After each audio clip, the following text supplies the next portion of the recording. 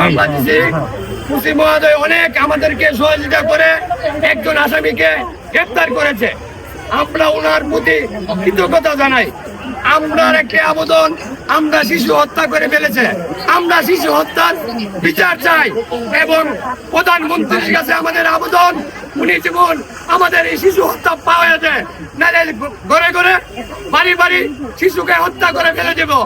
এখন একটা মা বাবার মানে স্বপ্ন থাকে একটা শিশুরে লালন পালন করে তার কামাই রুচি খায় মেয়ে ওই মানে চলে যাবে, কিন্তু আজকে মার কুলে শিশুর লাশ। আপনারা জনগণ এর কাছে, সাংবাদিকের ভাইদের কাছে আমাদের অনুরোধ, আমরা এই শিশু হত্যার বিচার চাই। হত্যা করছে, আমরা এটার বিচার চাই।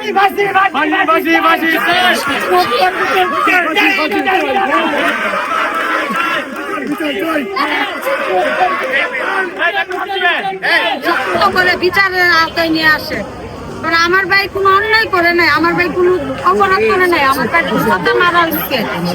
আমার ভাইয়ের মামলার জন্য আমার কোনো লোক নাই। আমরা 5টা বোন মা, আমার বাপ মারা গেছে।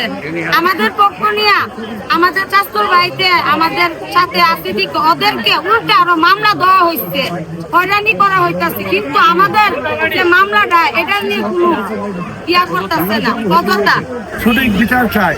আমরা চাই যারা এই খুনের সাথে জড়িত বা যারা এই খুন করেছে তাদের আইনের আওতায় আনিয়া দ্রুত আইনের ভিত্তিতে তাদের ফাঁসি চাই। আমরা চাই আমাদের শরীরের মাটিতে এই ফাঁসি বিচার হোক। এই বিচার দেখে পরবর্তীতে যারা আছে যারা সামনের দিনগুলি সতর্ক এবং সঠিকভাবে চলার চেষ্টা করে, এরকম ঘটনার জন্য অনাকাঙ্ক্ষিত ঘটনা যেন না হয়। আমরা সরাল ওসি মহোদয়, সার্কেল মহোদয়, এনও মহোদয়, যারা সাংবাদিক বৃন্দ আছেন সবাই মিলে সঠিক তদন্ত করে রায়হান হত্যার বিচার আমরা চাই। এ বলে আমার বক্তব্য শেষ করলাম। আসসালামু আলাইকুম।